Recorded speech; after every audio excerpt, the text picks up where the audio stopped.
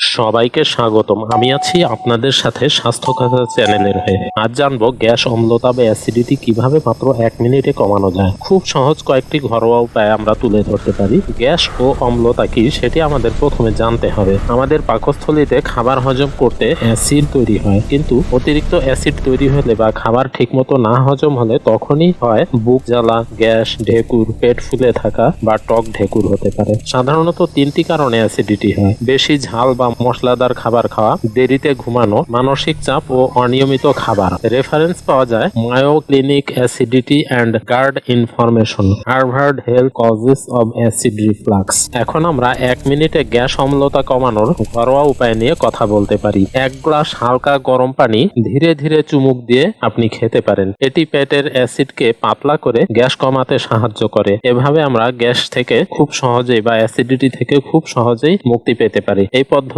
1 মিনিটের মধ্যেই আপনাকে আরাম দিতে পারে। রেফারেন্স পাওয়া যায় journal of gastrointestinal therapy, warm water improve motility. দ্বিতীয় উপায় যেটি আমরা বলতে পারি সেটি হচ্ছে জিরা পানি খাওয়া। 1 চা চামচ জিরা সামান্য ভিজে নিয়ে 1 গ্লাস পানিতে ফুটিয়ে নিন। গরম গরম পানির মতো করে খান।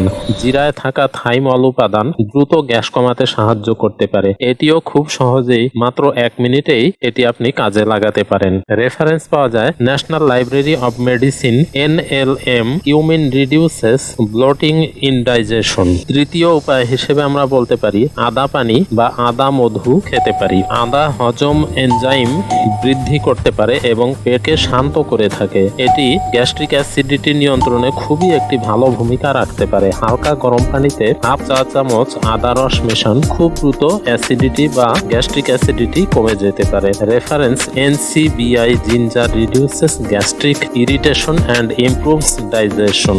চতুর্থ উপায় হিসেবে আমরা বলতে পারি কলা খাওয়া। পাকা কলা পেটের অতিরিক্ত অ্যাসিড শুষে নেয়। এটি একটি ন্যাচারাল অ্যান্টাসিড হিসেবে কাজ করে, ফলে কলা খাওয়ার মাধ্যমে গ্যাস্ট্রিক অ্যাসিডিটি খুব সহজেই নিয়ন্ত্রণ হতে পারে। একটি কলা খেলে 5 থেকে 10 মিনিটেই আপনি এই উপকার পেতে পারেন, অর্থাৎ গ্যাস্ট্রিক অ্যাসিড খুব সহজেই হ্রাস পেতে পারে। এই রেফারেন্স পাওয়া যায় Indian journal of pharmacology, banana acts as natural antacid. পঞ্চম উপায় হিসেবে বলতে পারি গ্যাস্ট্রিক অ্যাসিডিটি বৃদ্ধি পেলে দই খেতে পারেন। দইয়ে থাকা প্রোবায়োটিক ব্যাকটেরিয়া পাকস্থলীর অ্যাসিডকে নিয়ন্ত্রণে রাখে এবং হজম দ্রুত করতে সাহায্য করে থাকে। খুব দ্রুত পেটের জ্বালাপোড়া কমাতেও এই দই কাজে এসে থাকে। এভাবেই অতিরিক্ত গ্যাস্ট্রিক অ্যাসিডিটির ক্ষেত্রে বা গ্যাস্ট্রিক অ্যাসিডিটি হঠাৎ দেখা দিলে দই খুব ভালো উপকারে আসতে পারে। রেফারেন্স আছে Cleveland clinic probiotics improve acidity and bloating. ষষ্ঠ উপায় গ্যাস্ট্রিক অ্যাসিডিটি নিয়ন্ত্রণের, সেটি হচ্ছে বেকিং সোডা পানি খাওয়া। 1/2 চা চামচ বেকিং সোডা 1 গ্লাস পানিতে মিশিয়ে খান। এটি অ্যাসিডকে নিউট্রাল করে তাৎক্ষণিক আরাম দিতে পারে। এটি প্রতিদিন খাবেন না, কেবল জরুরি প্রয়োজন হলেই আপনি এটি কাজে লাগাতে পারেন এবং এটি অ্যাসিড নিয়ন্ত্রণে বা গ্যাস্ট্রিক নিয়ন্ত্রণে বেশ ভালো ভূমিকা রেখে থাকে।